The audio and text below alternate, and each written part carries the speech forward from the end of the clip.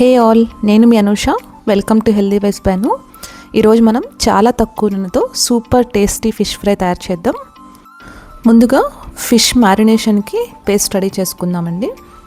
ఇక్కడ నేను ప్లేట్లో ఒక 1 టేబుల్ స్పూన్ అల్లం వెల్లుల్లి పేస్ట్, 1/2 టేబుల్ స్పూన్ ఉప్పు, 1 టేబుల్ స్పూన్ కారం, 1/2 టేబుల్ స్పూన్ ధనియాల పొడి, 1/2 టేబుల్ స్పూన్ గరం మసాలా, కొంచెం వేయించి పొడి చేసుకున్న జీలకర్ర పొడి వేసుకొని 1 టేబుల్ స్పూన్ నూనె,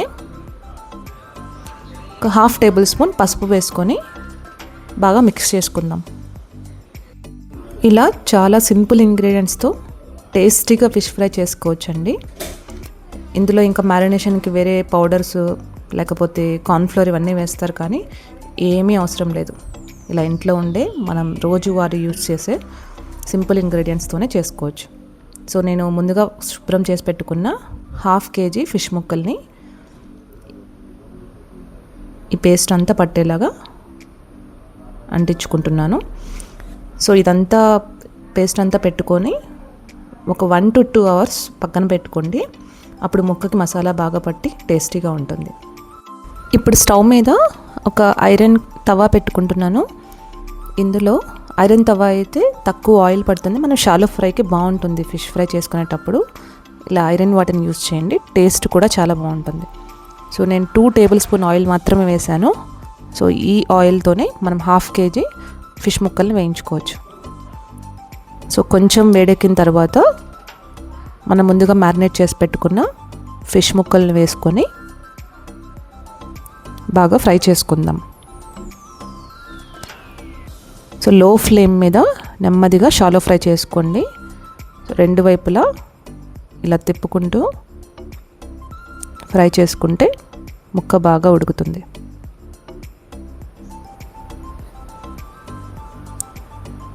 చూసారా ఎంత బాగా కలర్ కూడా చేంజ్ అవుతుందో. చాలా తక్కువ ఆయిల్తో మనం బయట తినే ఫిష్ ఫ్రైస్ కన్నా ఇది చాలా టేస్టీగా ఉంటుందండి. తప్పకుండా ట్రై చేయండి. బయట అంతా డీప్ ఫ్రై చేస్తారు, మనం ఇంట్లోనే చక్కగా ఇలా షాలో ఫ్రై చేసుకొని టేస్టీగా తినొచ్చు. సో ఇలా క్రిస్పీగా అయిన తర్వాత మనం సర్వింగ్ ప్లేట్లో తీసుకోవచ్చు. సో టిష్యూ పేపర్ పెట్టుకొని ఆ ప్లేట్లోకి ఫస్ట్ సర్వ్ చేసుకోండి. ఏమైనా ఎక్సెస్ ఆయిల్ ఉన్నా కానీ అందులోకి వెళ్ళిపోతుంది. సో ఆనియన్ లెమన్తో తీసుకుంటే ఇంకా సూపర్ కాంబినేషన్ అండి.